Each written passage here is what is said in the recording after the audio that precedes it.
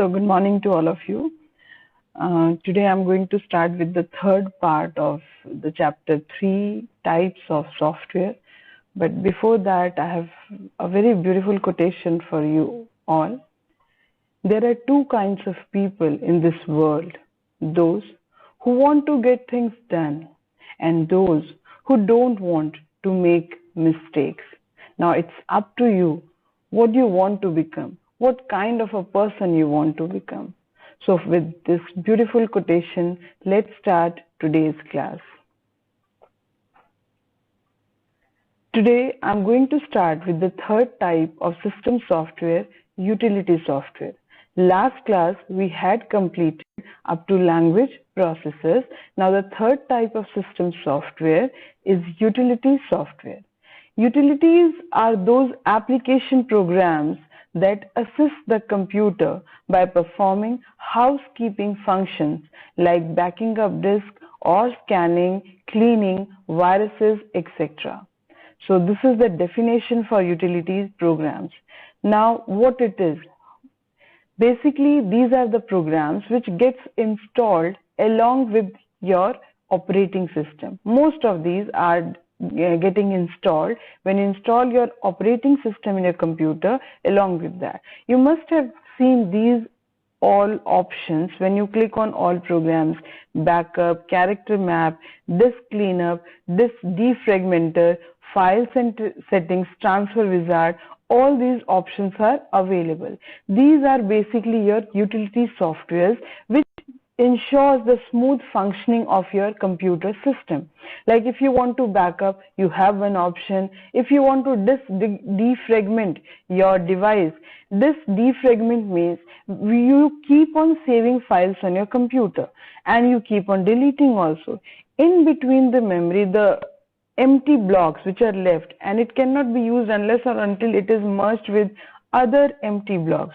So defragmentation, what it does, it combines all the empty spaces in one location so that more data can be stored in that location.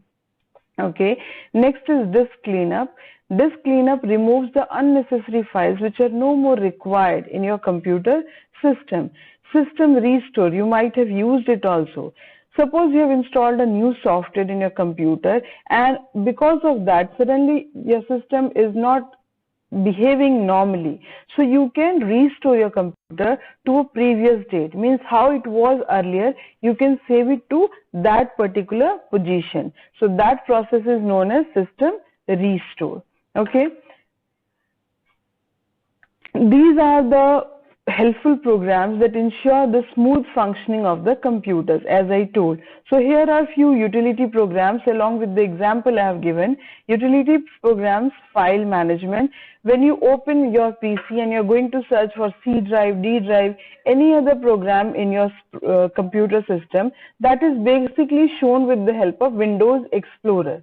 Windows Explorer is the default file manager of Windows. Okay, then diagnostic utility, Norton utilities are there. Then file compression. File compression helps you to decrease the size of your file. Like if your file is more than 1 GB and you want to transfer it over a network, you won't be able to transfer because of its file size. You can decrease its size, and that process is known as compression. And when the user receives it, it can decompress the file again. The default file compression utilities which are available in Windows, WinZip. WinRAR is also sometimes available. Then we have antivirus.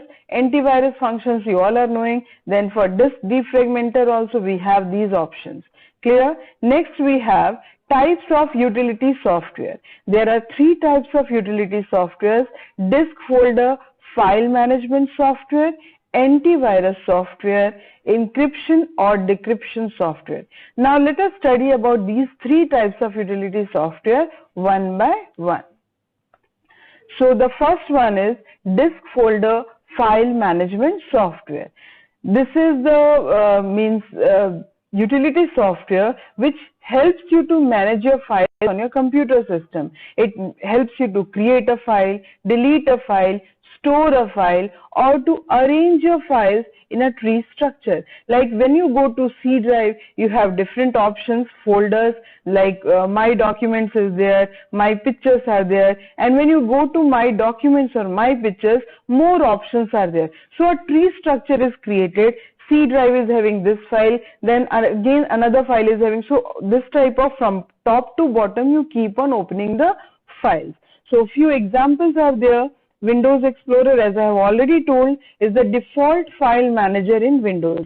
Other examples are Free Commander, Explorer++, Pathfinder, etc. I have given a screenshot also when you open File Manager, that Windows Explorer, how do you open different files from there. Like here, if I have opened this one, then I want to go to desktop, this particular option I'll open. So this window which you open in Windows 10 or any other version of Windows to search for your files is basically Windows Explorer. And Windows Explorer is what type of software? It is a utility software. And which utility software?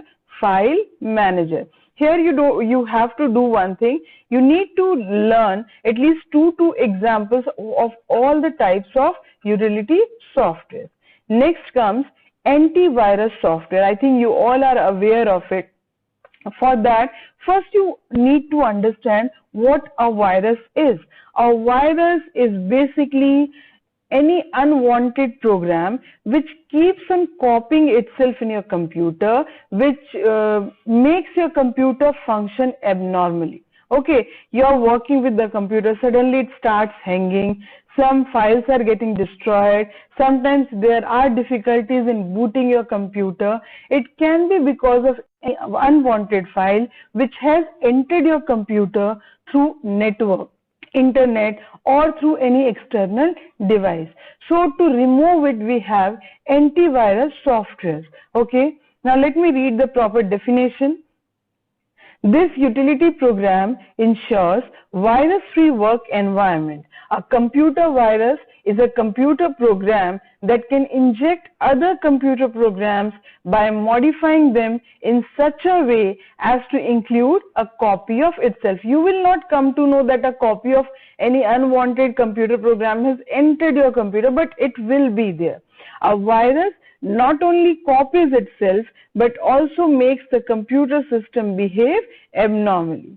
An antivirus software scans your disk for viruses and removes them if any virus is found.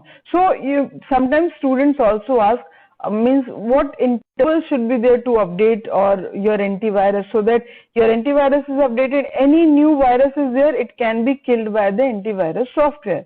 See, if possible, you make it auto on so that whenever you're booting your system, it is getting scanned it your own. If not, try to update it at least weekly. Okay, now some examples are Norton Antivirus, McAfee Antivirus, Quick-Heal. In our lab, in our computer lab of our school, Quick-Heal is installed. Sometimes basic question also is being asked, which computer antivirus software you have in your lab? So what will be the answer here? Quick-Heal Antivirus. I have given many examples here. You can go through, or only 2 or 3 you learn, so that if this type of question comes, you are able to answer. The last type of utility software is encryption-decryption software. Most of the time students are getting confused with this term. Now let me explain it what it is. Okay, most of the times nowadays you have to transfer your data from one place to another. The mode can be anything, like you're giving the data in any external device and you're giving to someone else, or you're transferring your data over a computer network. It can be internet or a local network where you're transferring the data. So if some sensitive data you are going to share with any other person, there are chances that unauthorized people can steal your data on the way. And to avoid that, what we do, we convert our digital data into any other form which is not easily understandable by any unauthorized parties. Okay, so for that we have many encryption softwares available. Now what is decryption? When that converted data goes to the receiving party to whom you wanted to send to, when they receive this data, they want to convert that converted data again to the normal original digital form. So when we convert that encrypted data to the original form, that process is known as decryption. Okay, for that these two things are available in a single software. Okay, now when you convert the original digital form of data to any other form so that it is not understandable, that converted data is known as ciphertext. What it is known as? Ciphertext. Okay, now let's go through the whole paragraph here. Encryption refers to the conversion of electronic data into another form, encrypted form called ciphertext. That ciphertext is also known as encrypted form of data, which cannot be easily understood by anyone except authorized parties. Ciphertext is a term used to refer to altered data, means changed data, and for that also one algorithm is used. I think you all are aware of algorithm. Algorithm means step-by-step process is there for converting the digital form of data to the ciphertext, so as to make the data unintelligible to unauthorized users. Encryption helps to protect the confidentiality of digital data when transmitted over computer network. Then the reverse of it is decryption. It is opposite of encryption, that is converting ciphertext to original form using correct key. You know what is correct key? Okay, let me give you an example. Suppose your data is A, B, C, and while converting you are replacing A with dot, B with comma, and C with a greater than sign. Then what will be the ciphertext you will get? You will get the ciphertext like, let me write here, you will get one comma, one dot, and one greater than sign. So this is the ciphertext after encrypting the data you will get. You will transfer it over the computer network and the receiver will get this data. Okay, now he has to convert it to the original form. So we'll have to give them the key that A is replaced with A is equals to comma, dot is equals to B, and greater than equals to C. So now they can convert it. They will replace comma with A, dot with B, and greater than sign with C. So what will be the original form they will get? A, B, C. So this is the key used to decrypt your encrypted data. There are many examples here I have given. As I told, you need to learn few examples so that it will be easier. Here examples are LastPass, BitLocker, VeraCrypt, 7zip, etc. Here you can see MEO encryption software. Encrypt the files and then decrypt a file. You click on encrypt file, it will ask you for the file to be encrypted. Once you will provide the file, the encryption process will start, and then you can send the file over the network. Then decrypt the file. Who will use? The receiver of the file. So next class I'll start with the different types of application software. With this we have completed our system software. Now let me tell you once, I'll not explain all the types of application softwares now, but for the next class, so that you people will get prepared what we are going to study.